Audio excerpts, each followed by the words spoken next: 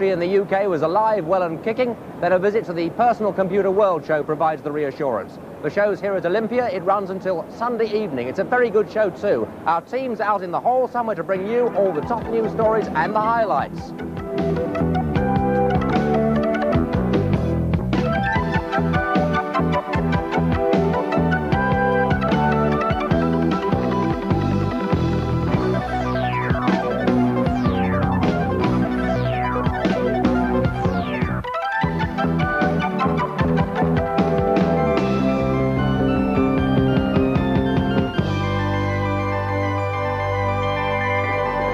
If you've been recording our VisiCode transmissions, the next one is in about 5 minutes' time, and please note that the position of the dot on the screen has changed.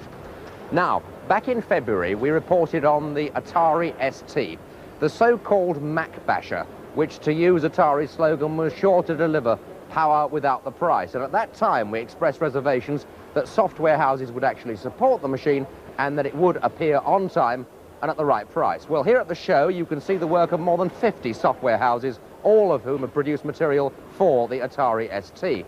And on an adjacent stand, you can see the ST Micro, complete with its mouse, its monochrome monitor, its half-megabyte 3.5-inch disk drive, and a package consisting of the computer language logo, Gem Desktop, that's the thing that gives it that Apple Macintosh look, Gem Paint and Gem Write. And that'll set you back just a penny under 750 quid. So, presumably Atari boss Jack Tramiel has the laugh on us, does he? He must be well pleased. Yes, I am. Very happy. Now, my £750 package buys me a system with a monochrome monitor. But one of Atari's strengths is its colour, though perhaps you wouldn't think so from seeing this flickering screen here through our TV system. And that must be surely one of the things that will turn it into a genuine Mac basher. So how much more will a colour system cost me? $200 more, which means around £950. Right. It is also not possible for me to program yet in BASIC on an ST, is it? Not at the second, but the BASIC is going to be available on before September 15th. So in a couple of weeks' time? Correct. Right. And everybody which has bought an ST by now will receive one for free. Everyone who's already got an ST will get a BASIC package for free? Correct. That's quite a good offer. Right. All right. There are some extremely interesting rumours about of you working with people like Philips on using compact disc players as a storage medium for computers. Can you tell us anything about that? No, we believe that compact discs are going to be a very important piece of hardware in the future. We are not only working with Philips, but we are investigating a number of different companies, Japan Incorporated included. And at the present time, the prices are not very stable as yet for the hardware. So we're still negotiating with a number of different people. And we did not decide which hard disk we're going to use. But we will have one available for the public before this year is over. Now, I don't want to push you too strongly on this, but compact disc is a marvellous audio system. Will it still be possible to use the compact disc player that works with your computer to play discs on? Not in the beginning. But in time? In time. I would say by next summer you'll be able to do that. And of course a compact disc is like a laser vision or a video disc, or so you can't record on it. Correct. Now, are you going to work towards a system where you might be able to put information onto the disc at home? We believe that this type of technology will be available in about 24 to 36 months. You'll actually be able to record onto a compact disc? You will be able to read and write. That's very impressive indeed. I look forward to seeing that. Right. Now, of course, the ST is here. It's on the stand. You can see it. Yes. One machine that the public can't see on a stand, at least, at this show, is the new Amiga from Commodore. Now, isn't that going to be a really tough competitor to this machine? After all, it's a very powerful machine, they tell us. No, I believe it's a very nice machine. It has some stronger graphics than we have at the present time. I would say about 10% stronger and better. But the machine is more than twice the amount of money. In the United States, our product sells for $795. There's the same configuration, sells for $1795. So as far as we are still selling products for the masses, it seems other companies only produce products for the classes. That's a real Tramiel quote, isn't it? You don't feel, Jack, do you, that in general terms, that there are just too many computers about now? You haven't hit the market at the wrong time. No, I don't feel it at all. I believe that there's too few computers around. We are the only ones, right, offering a high-technology 16-bit computer today at the price.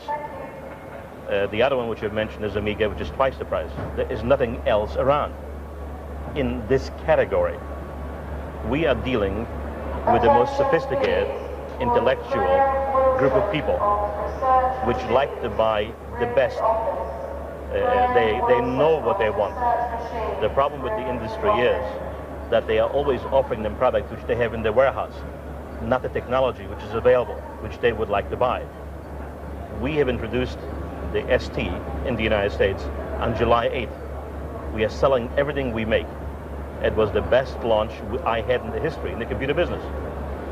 So when you give them something which they want, you can sell it.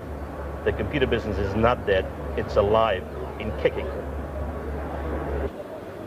Jack Tramiel, of course, was the boss of Commodore Computers. Since his sudden and rather startling departure, Commodore, like many another big name, has been beset by major financial problems. But now they're fighting back. Jane. This is what Commodore are using to launch the attack, the new Commodore 128. And the feature of main interest to existing Commodore users will be the compatibility with the C64.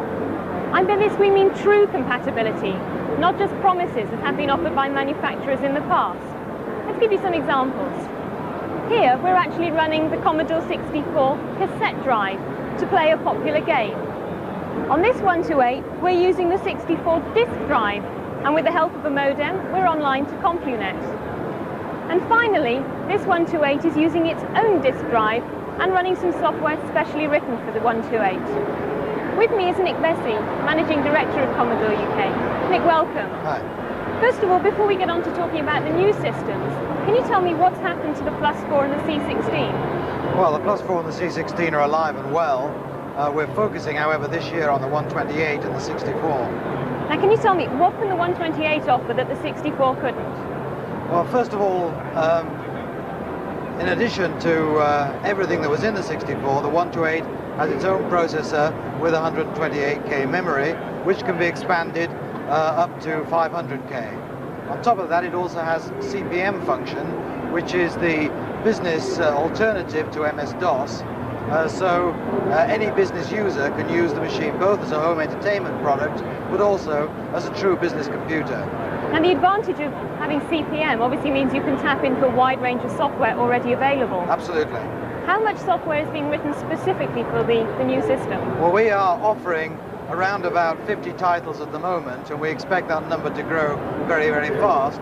In fact, what's running on the 128 right now is a microclock system, which is aimed at the small storekeeper or retailer, and this will retail at around about £70.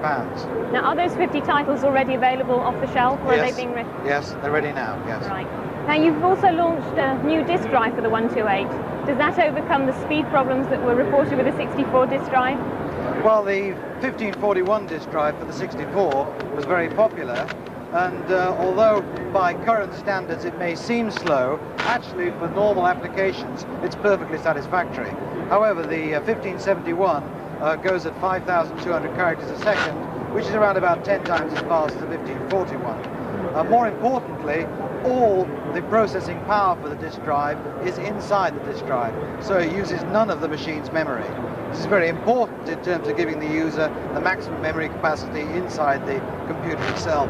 Okay. Now, what about price? The 128 is going out at £269. Any movements on the price of the 64? The 64 is at £199, and right now one is able to get a micro holiday offer with that price. So it's a unique opportunity between now and the end of September to get a great value offer on the 64.